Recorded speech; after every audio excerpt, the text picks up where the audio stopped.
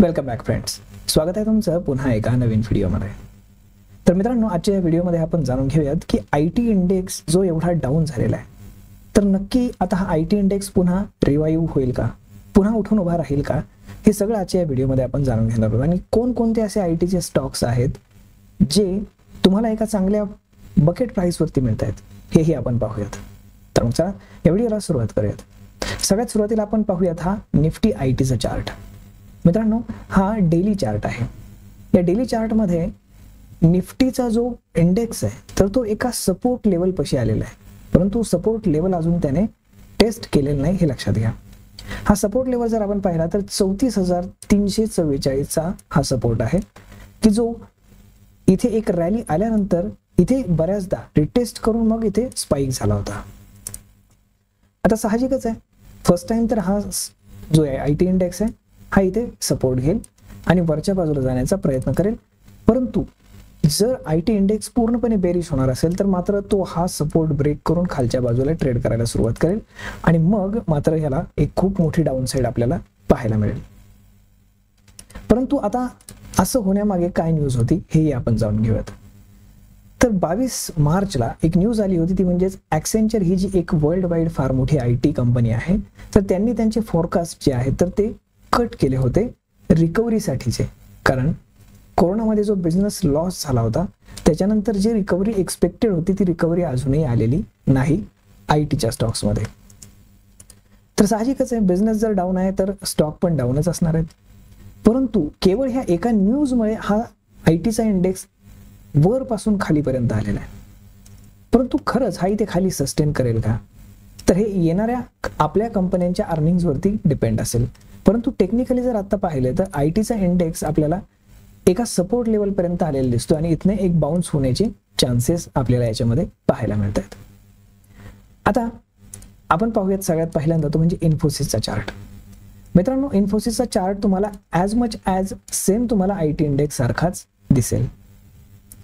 यामध्ये इन्फोसिस जो आहे तर तो सपोर्ट लेवलला ऑलरेडी टच केलेला आहे आणि इथे जर आपण पाहिलं तर एक चांगला व्हॉल्यूम सुद्धा आपल्याला लास्ट ट्रेडिंग सेशन मध्ये पाहायला मिळतोय. त्यामुळे आता जर हा स्टॉक जर बाउन्स होणार असेल तर ॲटलिस्ट त्याला 1526-27 पर्यंतची जी लेवल आहे तर ही होल्ड करावी लागेल. आणि जर याचा जर ब्रेकआउट आला तर मध्ये जो हा गॅप पेंडिंग आहे तर हा गॅप तो अगदी सहज फिल करेल 1560 पर्यंतचा आणि त्यानंतर मग तो वरच्या बाजूला जायला सुरुवात करेल. तर अशा पद्धतीने याचं चाल राहू शकते. आता फक्त केवळ ही एक न्यूज होती म्हणून हे सगळे स्टॉक्स पडलेले आहेत, हे लक्षात घ्या. आणि 3 दिवसापूर्वी अजून एक न्यूज आली, ती म्हणजेच इन्फोसिसनं AI प्लॅटफॉर्म जो आहे तो इम्प्रूव्ह करण्यासाठी हॅसेलबॅट रिसर्च या इन्स्टिट्यूट सोबत एक ॲग्रीमेंट केलंय, करार केलाय. आणि साहजिकच आहे की ते आता चांगले AI म्हणजेच आर्टिफिशियल इंटेलिजन्सशी रिलेटेड प्रोडक्ट्स जे आहेत ते आणणार आहेत. त्यामुळे या स्टॉकमध्ये डाऊन साइड फार कमी दिसते आणि ऑलरेडी हा स्टॉक हायपासनं करेक्ट झालेला आहे. त्यामुळे इथनं एक बाउन्स एक्सपेक्टेड आहे. पाहूयात की येणाऱ्या सोमवारी काय घडते ते. आता पाहूयात की याच्यातलीच अजून एक मेजर कंपनी, ती म्हणजेच TCS. मित्रांनो, TCS सुद्धा सेम काइंड ऑफ इथे जो सपोर्ट आहे तर त्या सपोर्ट पर्यंत आलेला आहे.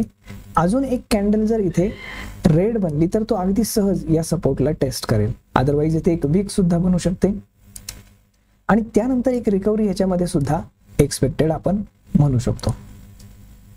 आता इन्फोसिसमध्ये जर पाहिलं तर इन्फोसिसमध्ये 2 न्यूज होत्या. सगळ्यात पहिली म्हणजे टाटा सन्सने त्यांचे काही शेअर्स विकले, ती एक न्यूज. आणि दुसरी म्हणजे ॲक्सेंचरनं त्यांचे जे फॉरकास्ट कट डाऊन केले, ती एक न्यूज. आता या सगळ्या गोष्टी जर आपण लक्षात घेतल्या तर पूर्ण ITचं वर्ल्डच आपल्याला डाऊन असलेलं दिसतं. परंतु मित्रांनो, स्विंग ट्रेड शोधण्यासाठी हीच एक संधी आहे असं मला वाटतं. कारण आपण जर तिसरी कंपनी पाहिली विच इज विप्रो लिमिटेड, तर आपण पाहू शकतो की विप्रो सुद्धा त्याच सपोर्टवरती येतोय. म्हणजेच काय की हे सगळे जे ITचे स्टॉक्स आहेत ते एकाच वेळी सपोर्टवरती आलेले आहेत. म्हणजेच इथनं जर हे स्टॉक बाउन्स झाले तर IT इंडेक्स एका चांगल्या लेवलला जाऊन परफॉर्म करू शकतो अशी याच्यामध्ये शक्यता आहे. आणि एका प्रिव्हियस हाय पर्यंतचं टार्गेट आपण प्रत्येक स्टॉकमध्ये पाहू शकतो. जसं की TCS मध्ये आपण पाहू शकतो की इथने जर एक थोडासा डीप देऊन जर मार्केट बाउन्स झालं तर साधारण इथपर्यंतचा म्हणजे साधारण 4,000 रुपयापर्यंतचा याच्यामध्ये अपसाईड दिसतो आणि 4,000 जर होल्ड केला तर मधला गॅप फार फास्ट फिल करेल. तो आहे ऑलमोस्ट 100-125 रुपयाचा. तो फार फास्ट फिल करून मग तो वरच्या बाजूला जाऊन ट्रेड करेल. सेम ॲज काइंड ऑफ आपण जर पाहिलं तर इन्फोसिस मध्येही सेम दिसतं, कारण इन्फोसिस सुद्धा गॅप डाऊन ओपन झाला होता. 1527 जर इन्फोसिसनं होल्ड केला तर तो अगदी 1578-77 पर्यंतही अगदी इझिली आरामात तो जाऊ शकतो. त्यामुळे आता सोमवारपासनं IT इंडेक्स काय करतो ते पाहणं जास्त गरजेचं आहे, कारण निफ्टी जर तुम्ही पाहिलं तर निफ्टी एका पॉझिटिव्ह टेरिटरीमध्ये आपल्याला ट्रेड करताना दिसते. आता एप्रिल महिना सुरू होतोय आणि शिवाय इलेक्शन इयर सुद्धा आहे. पुढच्या 2 महिन्यामध्ये पूर्णपणे इलेक्शन होऊन जाणार आहे. त्यामुळे आणि शिवाय येणाऱ्या एप्रिलच्या सेकंड वीकमध्ये या सगळ्या IT कंपन्यांचे रिझल्ट्स येणार आहेत. पहिला रिझल्ट कोणाचा येतो ते पाहणं जास्त गरजेचं आहे आणि पहिला रिझल्ट जर पॉझिटिव्ह आला तर मग मात्र हा IT इंडेक्स तुम्हाला हाय जो आहे तर तो ब्रेक करून जाताना दिसेल. त्यामुळे जे काही अर्निंग्स आहेत त्याच्यावरती सगळ्या गोष्टी डिपेंड आहेत हे लक्षात ठेवा, कारण टेक्निकल सुद्धा शेवटी बॅलन्स शीटला सपोर्ट करत असतं. त्यामुळे आता हा कन्सोलिडेशन झोन फार महत्वाचा आहे. हा कन्सोलिडेशन झोन जर ब्रेक केला मार्केटनं तर IT इंडेक्स एका चांगल्या लेवलला आपल्याला गेलेला पाहायला मिळू शकतो. यासाठी कंपन्यांच्या ज्या अर्निंग्स आहेत तर त्यांनी सपोर्ट करणं मस्ट आहे. तर मित्रांनो, आय होप तुम्हाला ITचं हे अनालिसिस लक्षात आलं असेल. त्यामुळे तुम्हाला जर काही ट्रेड प्लॅन्स करायचे असतील तर तुम्ही तुमच्या रिस्कवरती अगदी व्यवस्थित टेक्निकल अनालिसिस पाहून आणि कंपन्यांचे फंडामेंटल्स पाहून ट्रेड्स जे आहेत ते IT मध्ये प्लॅन करू शकता.